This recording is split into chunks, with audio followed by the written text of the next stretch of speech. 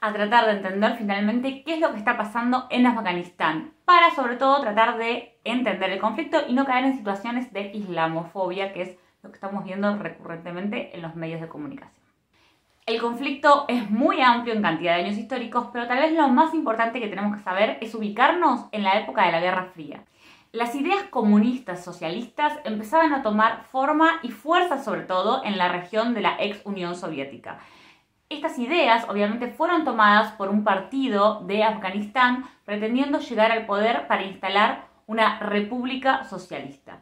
En el año 78 finalmente llega una república socialista a gobernar Afganistán a través de la revolución de 1978. A quienes no les gustó para nada esto que estaba pasando en Afganistán y cómo en la región venían resurgiendo con fuerza las ideas socialistas y comunistas fue obviamente a Estados Unidos y a Gran Bretaña, que no les convenía además que una zona tan rica como Medio Oriente y tan necesaria para sus negocios esté gobernada obviamente por estas ideas. Recordemos que en Afganistán, además de ser una zona absolutamente estratégica en lo que es la región del Medio Oriente, era estratégica en ese momento históricamente porque estábamos en el contexto de la Guerra Fría, pero además el 80% de la producción de opio en el mundo se produce en Afganistán, con lo cual las industrias farmacéuticas obviamente tienen más de un interés en esa región. La inestabilidad que tenía heredada Afganistán y la inestabilidad que va a seguir teniendo obviamente no generó que este gobierno socialista pudiera transcurrir en paz, con lo cual a un año, o sea más o menos en el 79 de estar gobernando, tuvieron que pedir ayuda militar a la Unión Soviética. Esto terminó de colapsar obviamente lo que era la percepción que tenían de esto que estaba ocurriendo Estados Unidos y Gran Bretaña en pleno contexto de la Guerra Fría. Y obviamente Estados Unidos lanza una operación para formar grupos internos de desestabilización para que no gobernara más el socialismo en Afganistán. Los mujahidines eran un grupo, ¿sí?, que habían surgido obviamente para desestabilizar este gobierno socialista. Tenemos que saber quiénes son los mujahidines, porque es básicamente el grupo que después se separa, que empieza en luchas internas y de donde surge después lo que es el talibán. Pero antes de eso lo que tenemos que saber es que este grupo, para poder desestabilizar lo que era el gobierno socialista de esa época, tuvo muchísimo apoyo. ¿De quiénes? De Estados Unidos, ¿sí?, de las gobernaciones de Carter, de las administraciones de Reagan. Tuvieron mucho apoyo, incluso llevaron militares de las madrasas. Las madrasas son las escuelas coránicas, algunas son muy ortodoxas, que se crearon en la región de Pakistán, y Estados Unidos llevó aproximadamente más de 40.000 soldados formados en estas escuelas, ¿sí?, formados además en lo que es la yihad, que ahora voy a explicar qué es, los llevó para desestabilizar la región de Afganistán. Les servía generar ese clima de desestabilización y de ruptura social en la región. Esta es sin duda la parte de la historia que no estamos escuchando en los medios, ¿sí?, que es básicamente que el Islam tiene múltiples facciones, como de hecho las tiene el cristianismo, y que esta facción ortodoxa ha crecido a lo largo del tiempo por los mismos que ahora se rasgan las vestiduras contra el Islam y su cultura y su locura, como la definen.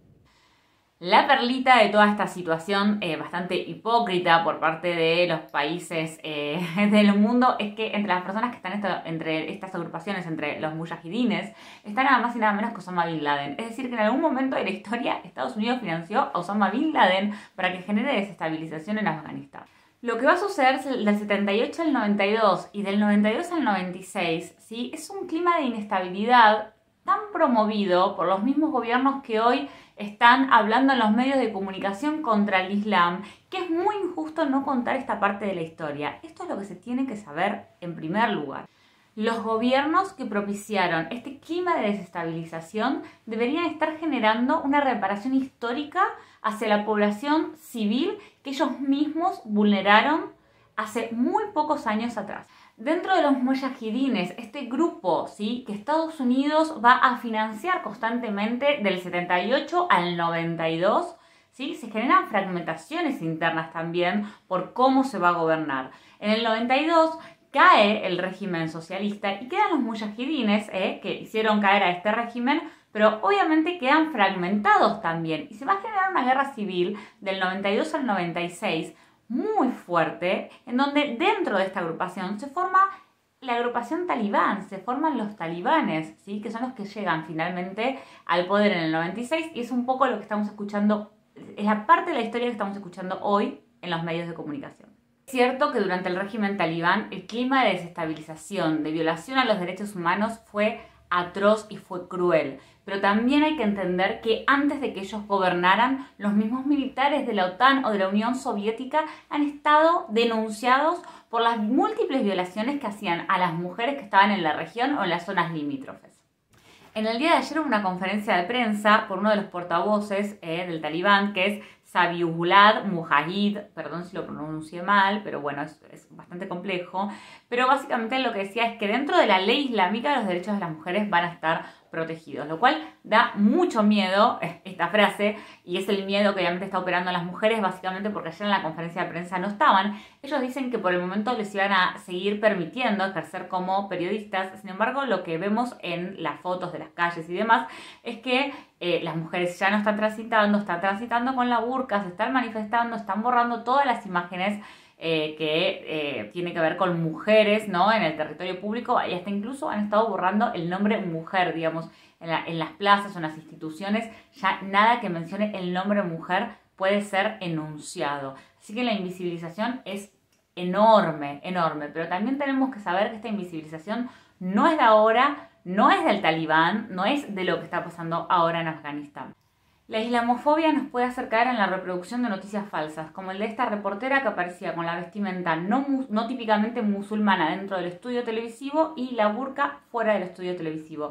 Ella ya dijo que siempre vestía, ¿sí?, su traje típicamente musulmán, que es la burka o el pañuelo, digamos, que cubre la cabeza, cuando salía, digamos, a la vía pública. Entonces, hay ciertos discursos del orden de la discriminación, ¿sí?, por otras culturas y por las diferencias culturales que están siendo muy permeables, que se están permitiendo además reproducir por esta situación. El relativismo cultural tiene un límite, que es la vulneración de los derechos humanos y de las libertades individuales.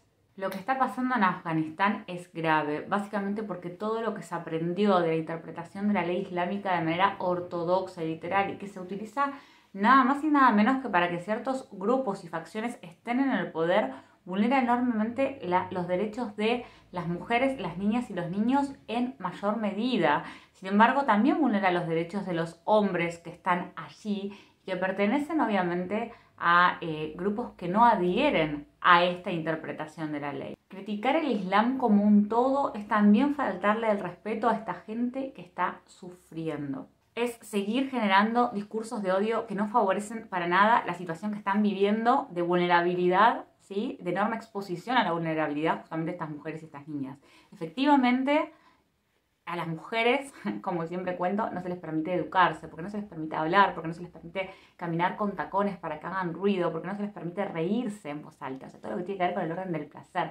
No se les permite ser vista, dialogar con otros hombres, negociar con otros hombres, salir a la calle solas o con otras mujeres. El concepto de soledad, el concepto de que la mujer es si sale en la vía pública con un hombre. Entonces, yo voy a dejar en mis historias, entre hoy y mañana, les voy a ir dejando cuentas de voces de activistas afganas que tenemos que ayudar a replicar. Yo puedo contarles el conflicto afgano, ¿sí?, desde una perspectiva histórica, pero voy a tener un sesgo que es, primero, que no soy una mujer musulmana y mucho menos una mujer musulmana afgana sufriendo lo que están sufriendo hace años, la herencia que tienen de las mujeres de su familia que sufrieron esos años del 96 al 2001.